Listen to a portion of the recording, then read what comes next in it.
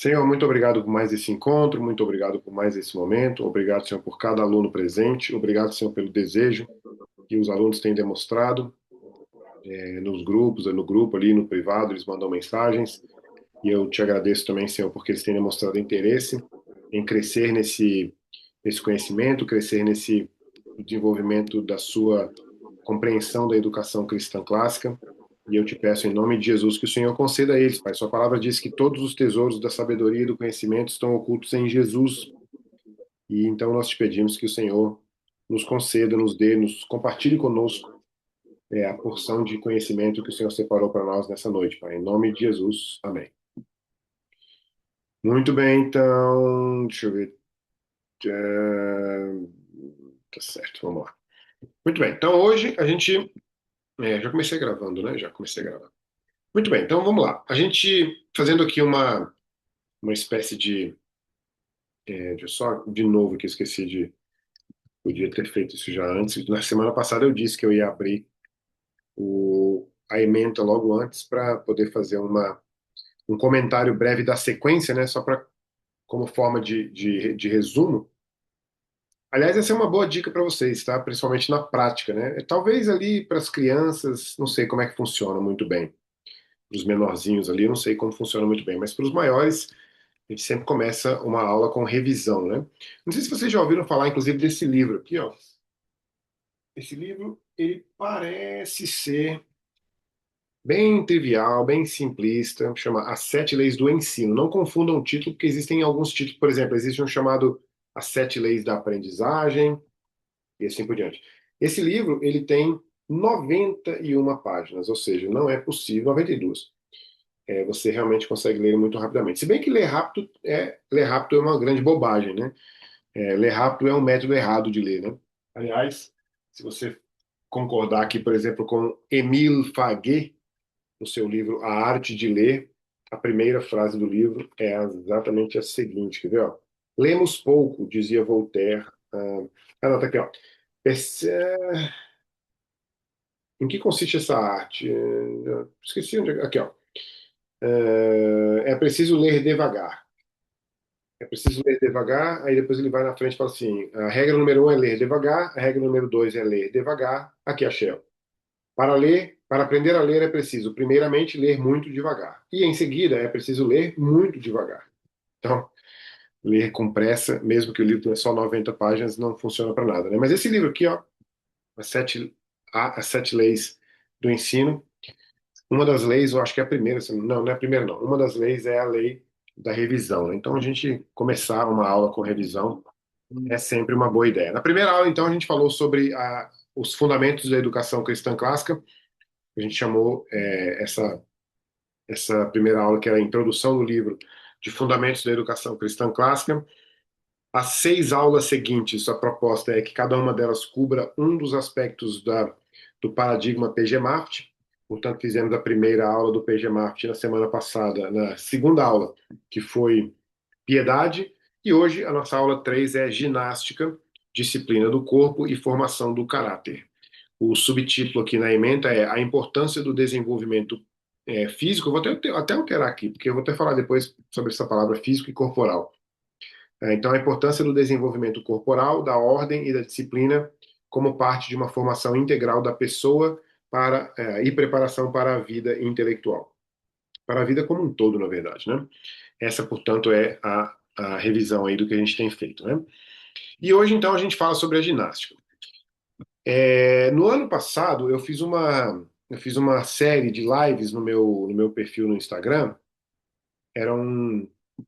é, a Trinitas tem esse livro traduzido? Laila, é as sete leis do ensino? Sabia, não. Eu comprei essa edição aqui sem saber que a Trinitas tinha uma edição dela. Professor, Diga. eles traduziram agora recentemente, e eles falam que essa tradução aqui ela é melhor do que essa outra da CPAD. Ela veio com algumas diferenças, distinções. A tradução não foi boa, né? Aham, Mas quem não tem, eu comprei primeiramente esse que o senhor mostrou. Já aham. tinha lido, Aí agora eu comprei esse justamente porque eles falaram que a tradução é melhor, mas é recente o lançamento, só para Ah, complementar o que a... provavelmente quando eu comprei esse aqui, então, eu não tinha ainda não. Eu me lembro de ter lido ele primeiro em inglês, porque quando eu comecei a trabalhar na escola onde eu trabalho, a única exigência que o dono da escola disse foi: "Ó, a única exigência que eu tenho de você é que você lê esse livro aqui antes de começar." Inclusive, o dono da escola onde eu dou aula, ele tem uma edição desse livro em inglês que o prefácio é dele. Mas esse é um livro realmente muito interessante. É um livro pouco levado em consideração, mas é um livro muito interessante. Aliás, as minhas aulas, todas as minhas aulas eu preparo em cima desses 7 princípios. Inclusive, o autor deixa bem claro que todos os 7 princípios sempre estarão em todas as aulas, mais ou menos, assim. Mas então eu sempre levo em consideração. Mas então, no ano passado, eu fiz uma série de lives exatamente sobre esse livro, A Tradição das Artes Liberais. E uma das coisas que eu disse lá, eu vou dizer para vocês aqui hoje de novo. Uma das maiores descobertas desse livro, A Tradição das Artes Liberais, é o resgate do sentido das palavras. É o resgate do sentido de fato das palavras, né? Eu acho que eu citei isso aqui na aula passada, porque a gente dá tanta aula em tantos lugares que eu nem sei onde é que eu cito as coisas, mas eu acho que foi aqui no nosso seminário que eu citei na semana passada que uma das armas do inimigo para destruir a vida humana como um todo, porque a Bíblia diz que o diabo veio para roubar, matar e destruir. E ele não perde tempo, né? Ele não precisa perder tempo, né? Ele não precisa tirar férias, não precisa tirar folga. Ele só deixa de atuar quando Deus impede que ele atue, né? Ele só deixa de atuar quando Deus diz para ele: "Ó, não, você vai só até aqui e pronto." Fora isso, ele atua o tempo todo. Então ele está o tempo todo roubando, matando e destruindo. Um grande engano nosso é pensar que ele tira folga ou que ele esqueceu alguma área da vida humana e resolveu não destruir, não matar e não roubar, né? Então ele também tem um projeto de matar, roubar e destruir a linguagem, o sentido das palavras. E isso é muito criativo, muito inteligente, criativo não, muito inteligente da parte do inimigo, porque quando você modifica o sentido das palavras, primeiro que você cria um senso de que qualquer sentido vale, já que esse vale, aquele lá também vale, então qualquer um vale. Então você começa a criar neologismos, né? E não apenas neologismos, que nem é um problema, mas formas diferentes de pensar uma coisa que já tem uma forma de pensar, né? E então, com esse livro, A Tradição das Artes Liberais, a gente consegue resgatar o sentido das palavras, né? Eu preciso admitir para vocês que, mesmo tendo mais de 10 anos de educação cristã clássica, depois que eu li esse livro aqui pela primeira vez, que foi há 3 anos atrás, foi a primeira vez que eu tive uma dimensão do sentido de algumas palavras, e essa de hoje é uma delas. A palavra ginástica nunca ressoou de forma alguma na minha vida. Primeiro porque quando eu era adolescente, eu não me importava muito com ginástica, porque eu não me importava muito com atividade física como um todo. Eu era mais ligado à música, então eu não praticava muito esporte. Na escola pública que eu estudei a vida inteira, não tinha muita necessidade de fazer esporte, você podia escapar ali, né, de alguma forma ou de outra. Quando não escapava, não era nada com nenhum tipo de compromisso, era mesmo uma aula ali só que eu podia enrolar e tal. Então eu nunca fui muito ligado à educação física, nunca fui muito ligado ao esporte, apesar de torcer para o Palmeiras e até acompanhar o time com uma certa frequência. Mas assim, eu não tenho muito apego, eu nunca tive muito apego pelo esporte, né? Pela ginástica, pelo esporte. Então, quando eu cheguei nesse livro há cerca de 3 anos atrás, pouco mais de 3 anos atrás, eu uma das coisas que me chamou muitíssimo a atenção. Primeiro já me chamou muito a atenção o resgate do sentido da palavra piedade, né? Que foi o que nós discutimos na semana passada. Mas o resgate do sentido da palavra ginástica, para mim, se tornou assim uma preciosidade muito grande. E uma coisa que eu quero colocar para vocês aqui agora, que se vocês estiverem anotando, essa é uma coisa boa de anotar. Existe uma diferença muito grande entre fazer uma coisa sem nenhum propósito e até mesmo sem saber como está fazendo, por que está fazendo, para que está fazendo, mesmo que a coisa seja de fato feita. Existe uma diferença entre fazer algo sem nenhum propósito, sem nenhuma motivação, sem nenhum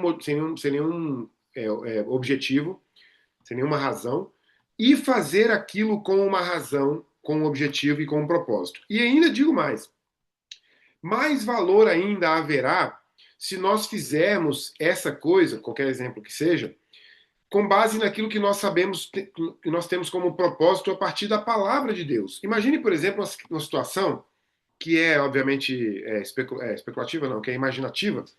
Imagine, por exemplo, que você tivesse uma oportunidade de ouvir Deus. Hoje de manhã a gente fez a devocional aqui em casa, eu com as crianças, eu e os meninos, e foi o texto de Isaías, capítulo 6, versos de 1 a 8. Ou é de 6? Não, é de 1 a 8, eu acho. Quando Isaías tem a visão de Deus, né? E, e eu sempre tive muita boa impressão daquele texto, porque Isaías fala de um modo que chama a nossa atenção, né? Meu Deus, ai de mim que eu vi Deus, né? Eu que sou um homem de lábios impuros, né? Um homem que fala palavrão, um homem que fala mal dos outros, um homem que fofoca o tempo todo, porque lábios impuros é isso, né? Ninguém nunca pensa assim, né? Mas lábios impuros é isso. Mas então, imagine então que Deus estivesse conversando com você de forma muito clara, muito direta, assim, num bate-papo, num café, e de repente você chegasse para Deus e perguntasse para ele o seguinte: Senhor, eu cheguei até a educação como um acidente. Eu estava lá na escola, eu não tinha nada para fazer na faculdade, eu queria fazer sei lá o quê, e de repente acabei passando em licenciatura, acabei arrumando um primeiro emprego como professor, e acabei seguindo a carreira e pronto, hoje eu sou professor. E aí, de repente, você perguntasse para Deus o seguinte: Senhor, se eu tiver que continuar sendo professor, mas se eu puder fazer isso com um objetivo constante, diário, incontornável, de obedecer ao Senhor e fazer exatamente o que o Senhor disser para fazer, o Senhor me der todas as motivações, todas as razões, todos os pressupostos, todos os objetivos, né, todos os porquês, os paraquês, os comos, né? O Senhor me der o como, porquê, para quê, quem, quando. Se o Senhor me responder essas perguntas todas e eu anotar, eu vou continuar sendo professor, como eu era a vida inteira, mas eu tenho certeza que eu serei um professor diferente, porque eu sei um monte de coisa agora sobre ser professor.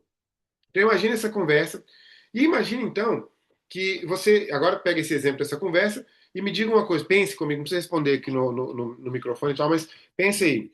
Você faria o seu trabalho de professor diferente? Sim ou sim? Eu gosto de brincar com os meus alunos, sim ou sim, não tem nem opção, né? É sim ou é sim?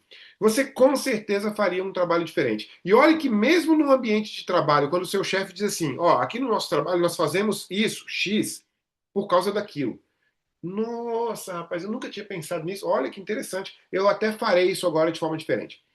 Agora pega essa história, essa ideia e tente incorporá-la no sentido da palavra ginástica. Tudo, agora que é aquela parte que eu falei que para você anotar seria legal.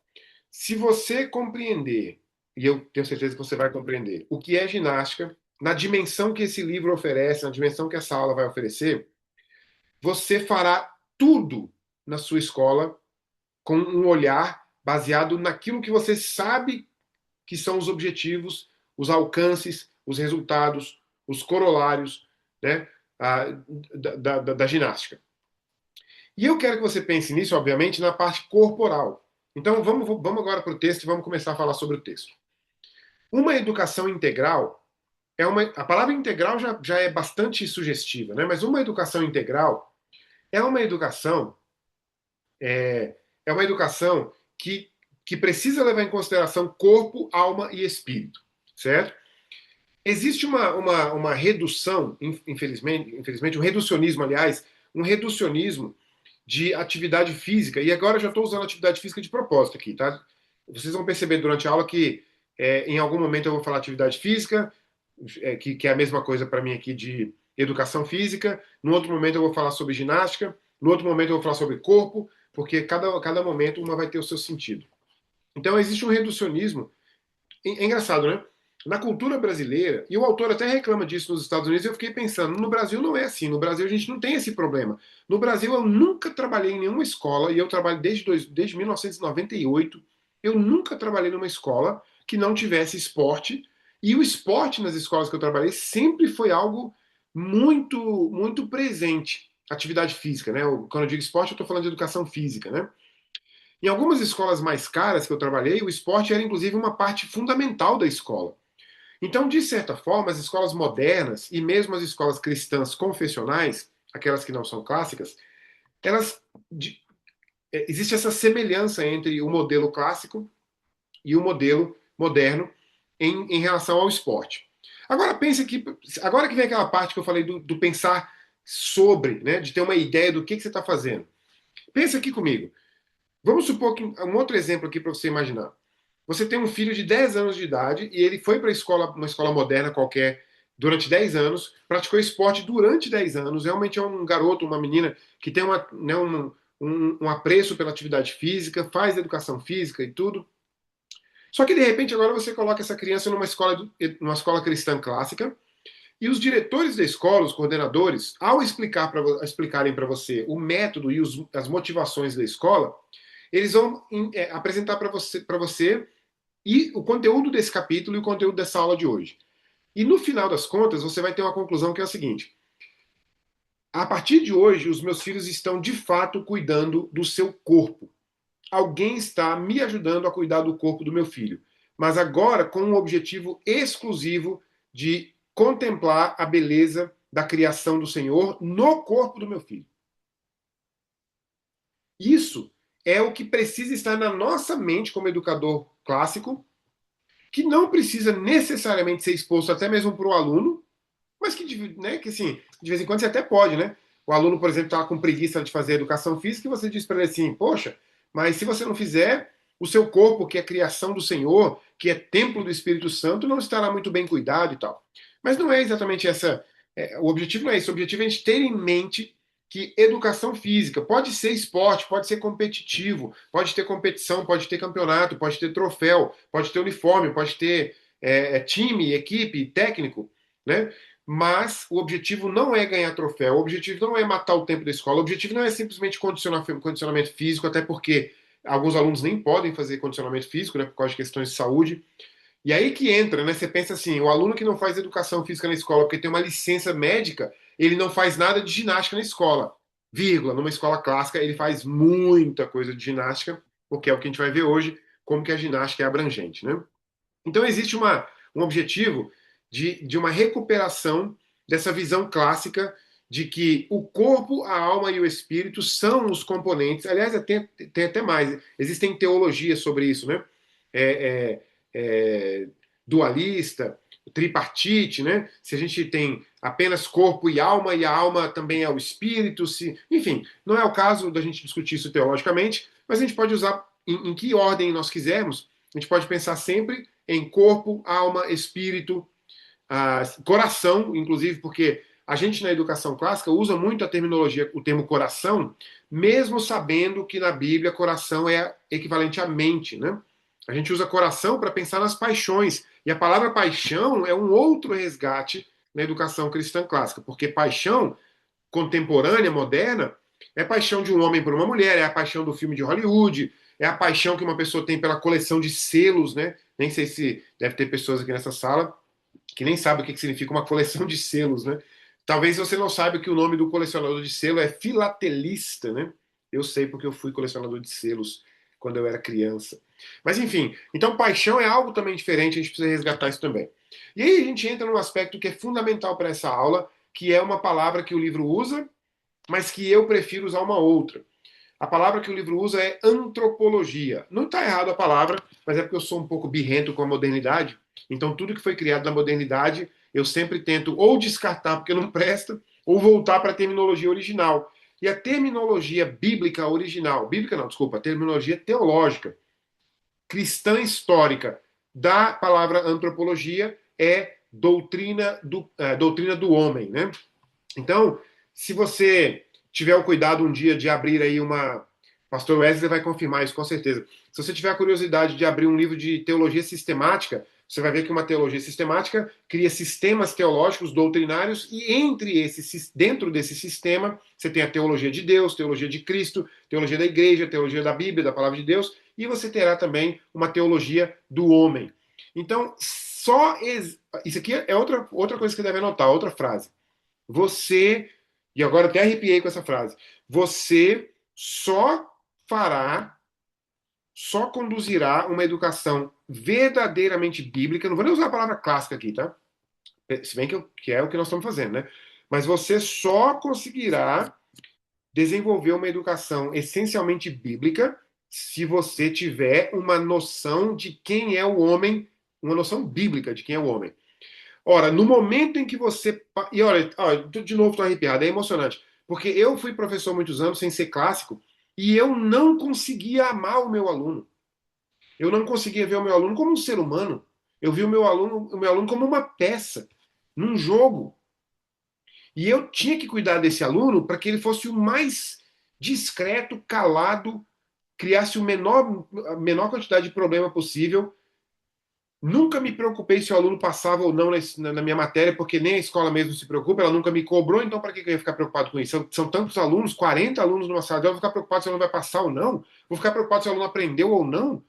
Então, eu quero dizer para vocês, e é tão bom isso, é tão bom vocês terem aqui em mim um professor que tem uma experiência anterior da educação clássica, e é claro, alguns de vocês talvez também tenham, né? Mas é interessante porque a nossa mente passa a agir num plano tão diferente quando a gente consegue criar, quando a gente consegue criar, não, quando a gente consegue adquirir uma doutrina do homem, uma antropologia bíblica. Se você quiser usar a palavra moderna, o melhor jeito de fazer é antropologia bíblica. A palavra antropologia significa antropo, é homem, né? Em grego, homem no sentido gênero humano, espécie humana. E logia é o estudo, então estudo do homem. Vai se diferir da sociologia, porque a antropologia estuda o homem como tal, a sociologia estuda o homem em relacionamento, né? Seja com o próximo, seja com a sociedade, com as instituições e tal. Então, se você não tiver claramente, não é uma aula como essa de hoje que a gente vai fazer isso, até porque não é nem o tema da aula, mas eu preciso que você tenha isso. Você precisa ter um livro de teologia sistemática em casa, e você precisa estudar as doutrinas como um todo, você precisa saber quem é o homem. Você precisa saber por que, que Jesus morreu por nós. Se você não te... Outra coisa que você precisa saber, doutrina da salvação, porque a salvação só faria sentido se o homem tivesse um valor para Deus que você com certeza não sabe dar. Porque você é pecador. Você vai melhorar esse valor, você vai crescer espiritualmente nessa doutrina do homem. Então eu quero, e mais uma vez estou arrepiado aqui, quero que você imagine. Vamos fazer um exercício aqui, quer ver? Pegue aí um aluno qualquer seu, imagine o rostinho dele aí. No caso de vocês da Anima, são só os menorzinhos, né? São os mais bonitinhos da escola. Eu me lembro das escolas que eu dava aula, que tinha todas as séries, quando passava aquela fileirinha assim com os menorzinhos, todo mundo tinha que parar para olhar, porque parecia uma atração da escola, né? Agora, pegue aí o seu aluno preferido, com certeza você deve ter um. Olhe para o rostinho dele agora na sua mente. E eu não sei se você vai conseguir fazer isso sem chorar, porque eu sou meio chorão, sou meio emocionado demais. Eu fico pensando assim, entre mil coisas que você poderia descrever sobre esse aluno, uma delas é a seguinte: Jesus morreu na cruz por ele. Ele. Jesus não deixou de lembrar do nome dele quando estava na cruz. O pecado dele não esteve fora de Jesus quando Jesus estava na cruz.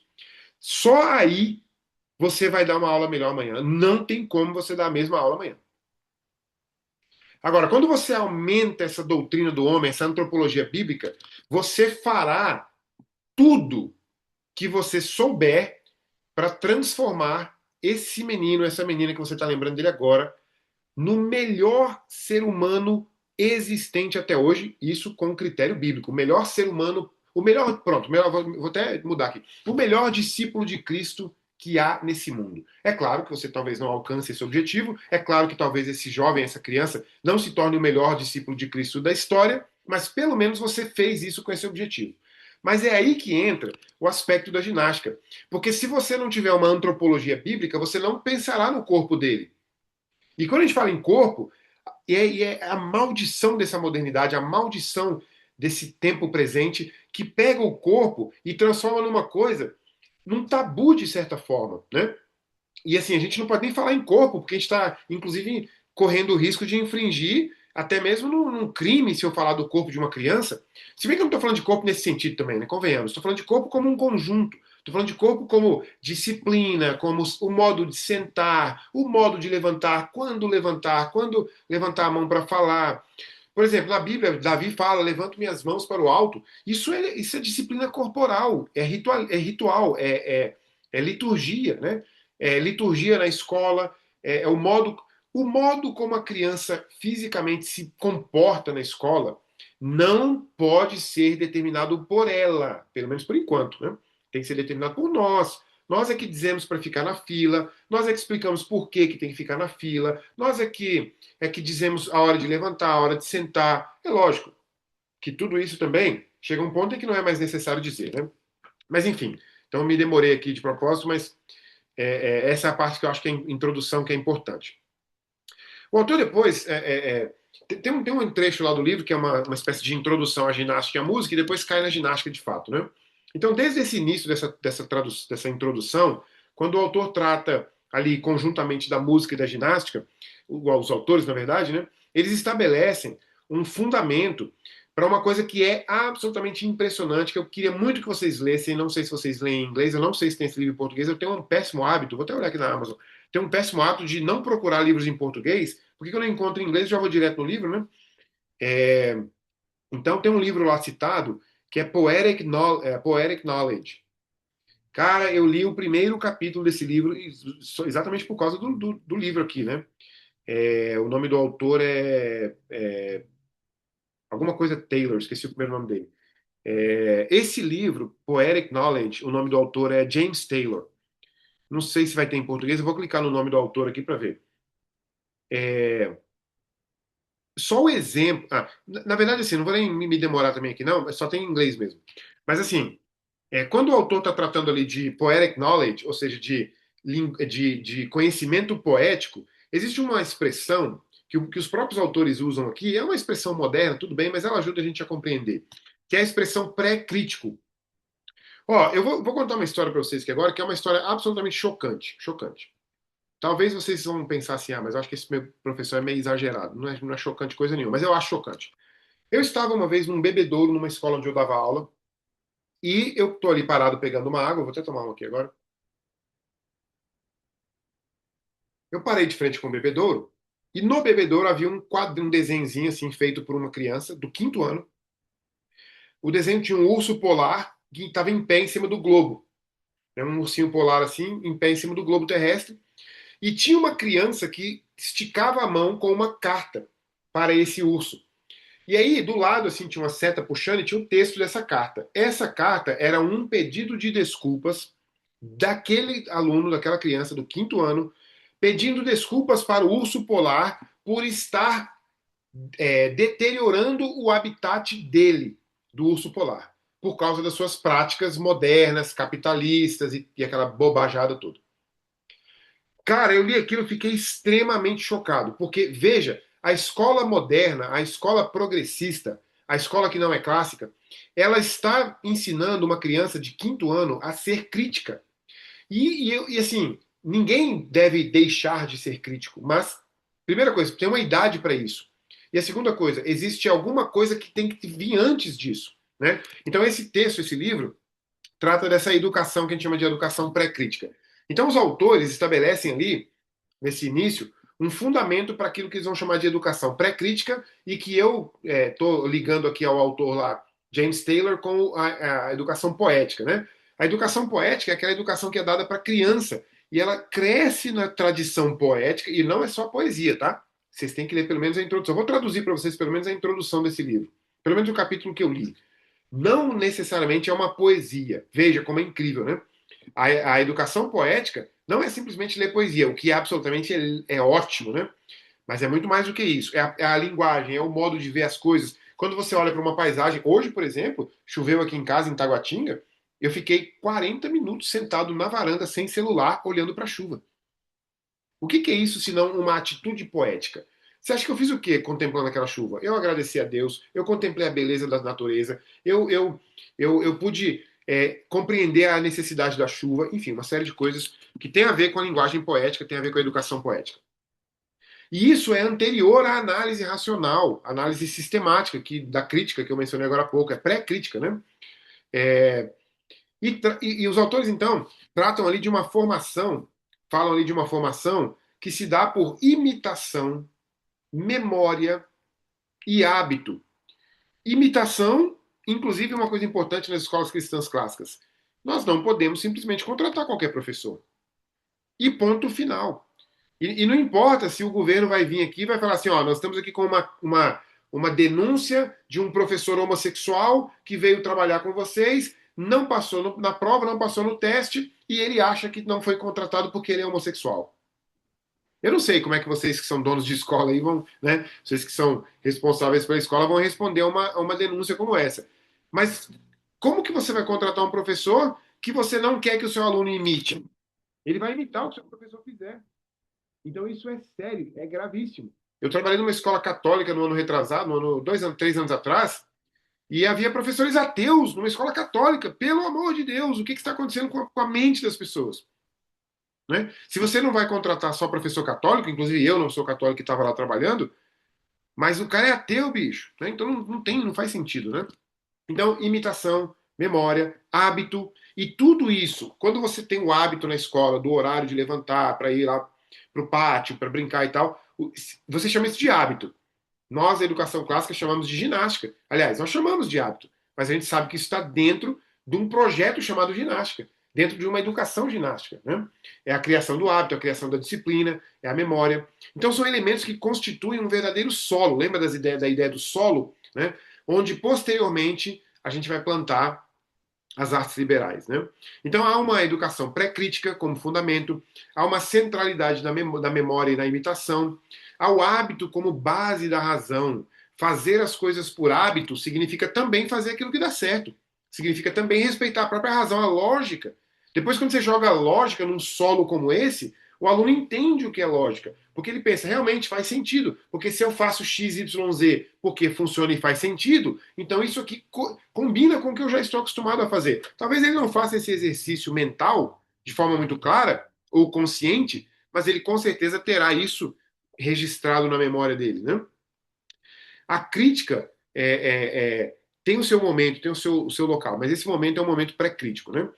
A ginástica, então, os autores continuam dizendo, continuam defendendo, não deve ser compreendida e entendida nesse sentido estreito, né, moderno, de atividade esportiva, né, mas no sentido clássico grego. E, aliás, temos que ter aqui uma sabedoria, porque estamos lidando aqui com Platão, por exemplo, inclusive Platão é citado lá no começo do capítulo.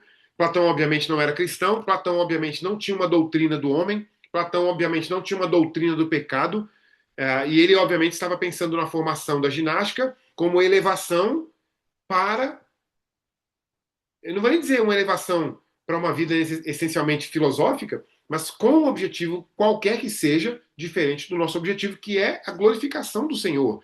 Lá na frente a gente vai falar sobre a imagem e semelhança. Você vai ver que glorificar Deus com o corpo, com a ginástica, tem a ver com entender também o que é essa imagem e semelhança de Deus. Né? Existem algumas formas de entender, e você obviamente pode ter qualquer uma delas, mas só de você levar isso em consideração, você já tem um insight diferente para a forma como você pensa sobre isso. Né? É claro que a educação ginástica inclui esportes, mas muito mais do que isso, para os gregos, por exemplo, a disciplina do corpo envolvia controle, envolvia hábitos, resistência, ordenação dos apetites, dos prazeres. Né?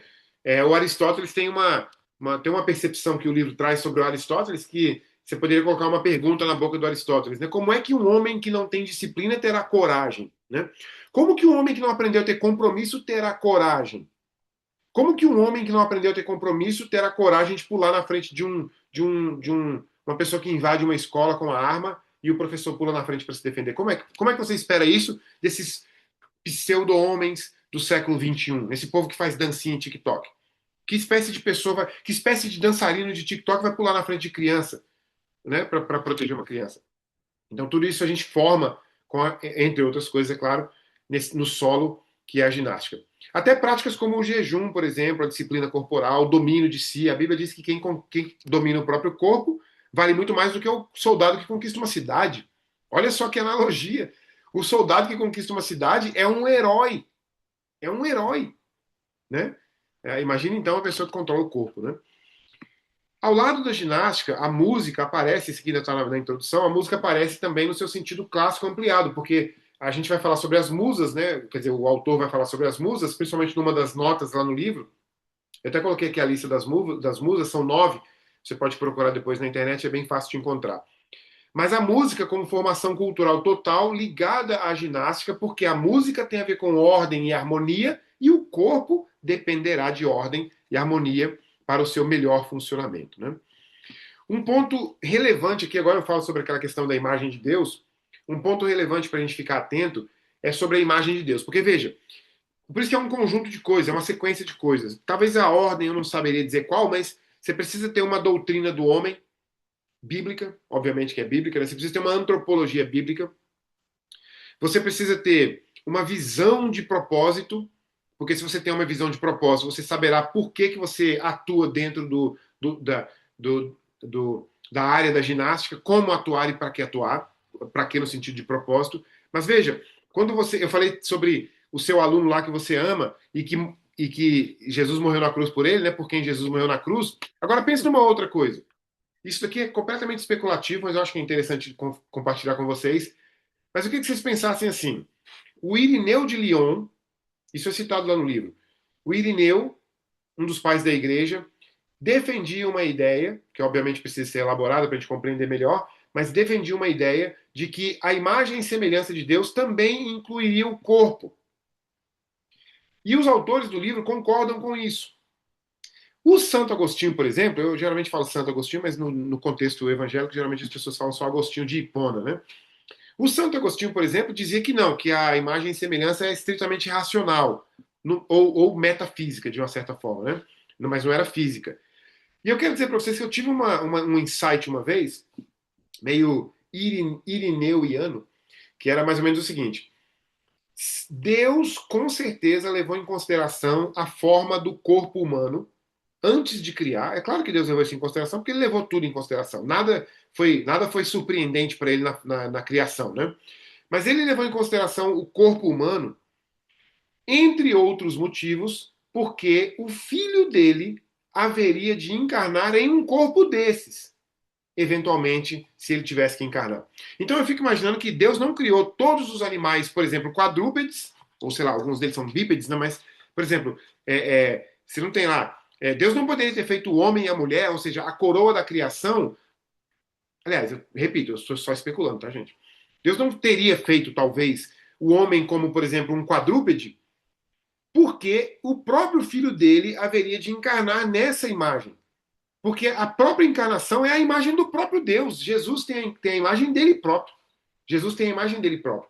Então, quando você imagina que o seu aluno é a imagem e semelhança de Deus, e aqui a gente está sempre falando de corpo, disciplina do corpo, aspectos envolvidos com atividade física, com atividade, por exemplo, de hábito, de modos de sentar, tem uma palavra que não é ética, não. Como é que chama aquela palavra de bons modos, né? Tem uma palavra antiga que a gente usava antigamente, que era bons modos, que eu acho uma palavra tão interessante, que eu esqueci agora qual que era. Então, quando a gente está pensando assim, a gente também tem que levar em consideração que aquela criança, aquele aluno é imagem e semelhança de Deus. Então, como se trata a imagem e semelhança de Deus? Tudo muda quando você muda a sua fonte, a sua visão, né? Tudo muda quando você muda a sua visão de mundo, né? Então, a gente tem esse aspecto também que é absolutamente importante. A educação desenvolve aspectos humanos. Na verdade, é interessante essa parte do livro que ela fala, eu até substituir nas minhas anotações, ele fala, eu esqueci qual palavra que ele fala, mas eu prefiro usar a palavra potencialidades, né? Então, por exemplo, no livro lá ele trata, ele fala, por exemplo, eu até coloquei aqui, quer ver?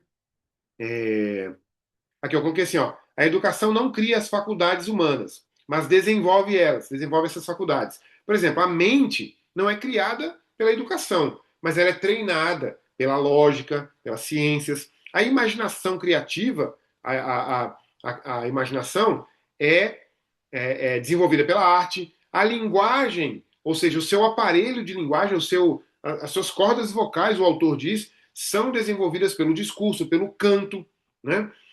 Quando a gente faz, por exemplo, canto, a gente tem aquele treinamento da voz, né, aquilo muda a sua forma de cantar. O corpo, então, se todas essas faculdades são desenvolvidas pela educação, o corpo também, como não, né? Então, às vezes a gente pensa, escola é matemática, física, química, biologia, e essa é a crítica que o autor faz no livro lá, né? Que eu não concordo muito no Brasil, mas às vezes parte do princípio de que, assim, por exemplo, você quer ver uma prova de que isso é verdade? Já viram aquele caso de o aluno que reprovou em matemática, física e educação física? E aí o professor de educação física libera ele porque não tem diferença ele reprovar em educação física. Educação física não tem uma espécie de sequência de pressupostos, né, de pré-requisitos para o próximo ano. Então o professor vai e aprova o aluno de qualquer jeito. Nunca ninguém tira nota ruim em educação física, de certa forma, né, porque só de estar lá você já está ganhando nota, né? Então, o autor reclama disso e o corpo, às vezes, é deixado de lado. O corpo é colocado lá, como eu disse agora há pouco, no campo lá do tempo que sobrou, né? Depois de, por exemplo, eu preciso de 4 aulas de português por semana, hein? Então não tira nenhuma aula de português. Ó, mas matemática também são 4, aí você já tem 8, né? Sei lá, total de 20, você está com 8 e quase a metade, né? Poxa, mas em inglês? O MEC exige 2 de inglês por mês, né? Desculpa, por semana. Então já estamos com 10, né? E física, e química, e ciências. Não, aí o professor de ciências, poxa, pelo menos 3 aulas de ciências por semana, não é possível, né? São 3 ciências, né? Física, química, biologia, aí já são 13 disciplinas. Ou seja, no final do currículo, sobrou uma aula por semana para educação física, sobrou uma aula para consideração do corpo. Mas na educação clássica, não. O corpo, pela ginástica, é desenvolvido, né? E aí, repito, eu tenho que insistir nisso. Não é corpo no sentido estritamente de condicionamento físico, apesar de poder ser também, né? Mas é corpo no sentido de alimentação, gente. Alimentação tem aspecto, é um aspecto da ginástica, né? Eu não sei se na escola de vocês as aulas são integrais, né? E aí os alunos almoçam lá e tal, mas um dia que isso acontecer, haverá de ter uma etiqueta. A Miriam me ajudou com a palavra que eu estava procurando, essa palavra mesmo. Etiqueta tem a ver com ginástica, tem a ver com o modo de você até se portar à mesa, né? A Sam me diz aqui, ó, na minha época já ganhava-se ponto de educação física só por ir com calça legging, só por ir com a roupa certa ganhava ponto, ou seja, muito pouco tinha que ser feito para ganhar essa pontuação. Né? Então a gente conclui aqui, lá no próximo trecho, chegando no final, dizendo o seguinte: além disso, a ginástica ultrapassa o nível físico e alcança até mesmo o nível intelectual. Isso aqui é uma sacada muito interessante. Porque se a gente está pensando só, entre aspas, tá? Se está pensando só no intelectual, então só de abranger a ginástica para o intelectual, eu já também contemplei a ginástica. Né? Então pensa, por exemplo, a disciplina corporal que é feita na ginástica, na educação física, na fila que se pega para ir, por exemplo, para o brinquedo, ela forma o autocontrole, né? O autocontrole vem da experiência de disciplina. Então, se eu falo com os meus filhos aqui em casa, pai, tô com fome. Aí, não vou comprar nada para comer agora não, porque sua mãe vai chegar daqui a pouco, a gente vai sair para comer todo mundo junto. Ah, não, mas eu tô com muita fome. Pô, aguenta aí, cara, 1 hora, 2 horas. Se você não consegue aguentar 2 horas sem comer, você não vai conseguir aguentar 5 horas sem comer quando você precisar lá na frente. Então, disciplina influencia no autocontrole, forma o autocontrole, né? A repetição forma os hábitos. Então, se você aprende no esporte, por exemplo, eu não sei se é o Oscar Schmidt, aquele jogador de basquete famoso, perguntaram para ele por que ele nunca errava um lance livre, e ele respondeu: olha, depois do treino todo mundo ia embora e eu ficava e praticava 1.000 arremessos livres num dia. Acho que era 1.000, não sei se era 100, se era 1.000, mas era a repetição que formava o hábito. A repetição também forma o hábito intelectual, o hábito moral, afinal de contas, nem sempre a gente quer cumprimentar todo mundo. Eu tenho uma brincadeira com os porteiros do meu prédio aqui que eu falo assim, ó, eu vou cumprimentar vocês só uma vez por dia. Porque às vezes eu fico com pena dos caras, porque tipo assim, você passa 10 vezes na portaria, você fala bom dia pro cara 10 vezes e o cara tem que responder 10 vezes. E se for 20 pessoas passando, né? O cara tem que falar bom dia 20 vezes. Aí eu brinco com eles e falo assim, ó, vou cumprimentar vocês só uma vez por dia, hein? Mas assim, cria disciplina, né? Aliás, a disciplina cria o hábito. O hábito, por exemplo, de cumprimentar as pessoas, o hábito intelectual, o hábito moral. O esforço constante forma a perseverança, né? A perseverança forma a paciência. E tudo isso, obviamente, prepara o indivíduo para o trabalho árduo da vida, né? E leva, inclusive, à vida virtuosa. Eu vou repetir aqui o jejum, que é uma das práticas de formação do corpo, que está intrinsecamente ligada à alma também, né? E, realmente, para fechar aqui o último trecho, em síntese, a ginástica, nesse contexto, ou seja, num contexto integral, num contexto de corpo, alma, levando às virtudes, não é um elemento periférico do currículo, mas também não se preocupem, tá? Se vocês, por exemplo, não tiverem um esporte muito robusto na escola e pensarem assim, poxa, nossa escola está incompleta porque nós não temos esporte. Não é disso que se trata a ginástica. Eu até diria que uma escola que realmente pensou a ginástica pode até não ter tanto esporte, pode até não ter tanta atividade essencialmente física, mas ela está contemplada em outras atividades, né? Então, não é um elemento periférico do currículo, mas é um eixo fundamental. Aliás, eu acho que essa expressão eixo fundamental é meio estranha, porque eixo é no meio, fundamento é base, né? Mas é um eixo da educação. E aí eu posso dizer separadamente, é um fundamento da educação, que é, obviamente, responsável pela ordenação do corpo, né, pelo sustento das virtudes e também pela cooperação, estou lendo aqui do texto, né? Pela cooperação com a formação integral do ser humano à imagem de Deus. Então, essa é a perspectiva que os autores trazem sobre a ginástica. Na verdade, eu queria dar um insight final para vocês, porque, de certa forma, tudo isso que eu falei parece bastante intuitivo, e é bastante intuitivo mesmo, mas também faz parte do nosso processo aqui, então a gente tem que passar por isso de qualquer forma. Mas eu queria dar um insight para vocês que é o seguinte: tentem fazer um exercício que eu acho que é um exercício que o Jordan Peterson ensina. O Jordan Peterson é um grande intelectual conservador canadense, contemporâneo nosso, que eu acho que vocês deveriam todos prestar atenção nele, porque ele realmente é uma figura muito importante para hoje em dia. Mas ele diz o seguinte, que se você criar o hábito de pensar em tudo que está fazendo antes de fazer, você sempre fará melhor. Por quê? Porque você vai levar em consideração algumas coisas, né? Então, por exemplo, amanhã quando você chegar na escola, eu não sei qual será a sua primeira prática, talvez seja uma oração. Eu fazia isso, por exemplo, na escola católica que eu trabalhava. Olha que interessante. Na escola católica que eu trabalhava, os alunos, os professores tinham o hábito de rezar um Pai Nosso ou Ave Maria ou qualquer outra das rezas deles, né? No começo das aulas. Só que havia um consenso entre os professores. O primeiro consenso era: se o professor nem católico é, então ele não precisa fazer. Então, se alguém mais vai fazer durante o dia, então já está bom demais. Outro consenso era: vamos pegar um professor numa turma, por exemplo, um sexto ano, sexto A. E aí, professor, já rezou lá hoje? Já, então beleza, então não precisa rezar não. Então havia essa troca, né? Para não ter que ficar repetindo a reza lá o tempo todo em todas as aulas. E eu tinha um hábito que era o seguinte: todos os dias eu chegava na sala, eu pedia para os alunos ficarem de pé, a gente chegava, cumprimentava, tinha um papo. Eu gosto muito de sexto ano, porque os meninos são muito novinhos, eu me divirto muito com eles, né? Então eu peço para eles ficarem em pé, brinco, pergunto do jogo de futebol, e aí o menino tá lá deitado no chão, já finge ali que vou dar um peteleco nele. E aí, cara, levanta aí, a gente vai rezar agora e tal. Aí todo mundo ficava em pé, eu colocava as minhas mãos ali na frente assim, né? Colocava minhas mãos na frente assim, ficava numa posição ali de reverência, né?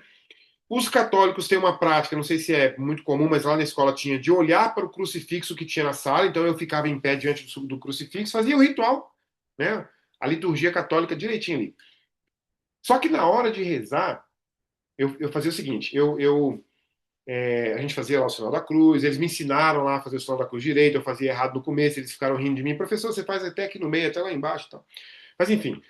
E aí eu dizia para eles o seguinte: pessoal, eu fazia isso de vez em quando, não fazia exatamente todas as aulas, não, mas eu fazia isso de vez em quando. Era muito legal quando eu fazia. Eu gostava muito de fazer isso. E os alunos amavam fazer. Até porque trocava pela aula, tudo que troca pela aula eles amam, né? Pelo menos na escola moderna é isso, né? Na escola clássica eu tenho certeza que não é assim. Mas aí eu fazia o seguinte: eu falava assim, gente, vamos lá, vamos começar a rezar? Vamos lá. Aí fazia o sinal da cruz e tal. Aí eu falava assim: hoje nós vamos pensar sobre o que a gente está falando, tá? Aí, tá bom, professor, a gente vai pensar hoje. Aí eu falava: vamos lá. Pai nosso que estás nos céus. E eu fazia a reza, inclusive, igual a eles, nem repetia o versículo bíblico lá das nossas versões evangélicas, né?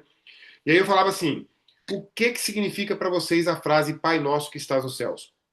Aí eu respondiam qualquer coisa, não importava o que era. Santificado seja o seu nome. O que significa isso? O que eu quero dizer com isso, sabe o que é? Levar o seu aluno a pensar sobre o que está acontecendo naquele momento faz com que ele faz muita coisa. Por exemplo, que ele se questione por que aquilo está acontecendo, se questione para quê. Existe uma diferença muito importante entre por quê e para quê. Por quê é causa, para quê é objetivo, é resultado. Por que que eu rezo? Por que que eu estou falando Pai Nosso que estás nos céus? Para que eu digo isso? Para que eu rezo o Pai Nosso, afinal de contas? Ou seja, amanhã, quando você for chegar em sala de aula, a primeira coisa que você vai fazer é o seguinte: o que eu estou fazendo aqui? Como que isso está ligado à piedade e como que isso está ligado à ginástica? Essas duas aulas que você já teve até agora. Em que isso aqui que eu estou fazendo agora se encaixa, se enquadra na piedade ou na ginástica? Se não encaixa, tudo bem. Se encaixa, aí você vai pensar um próximo pensamento. Como então, baseado no que eu tenho aprendido, eu promovo isso aqui que está acontecendo para a glória de Deus dentro da piedade?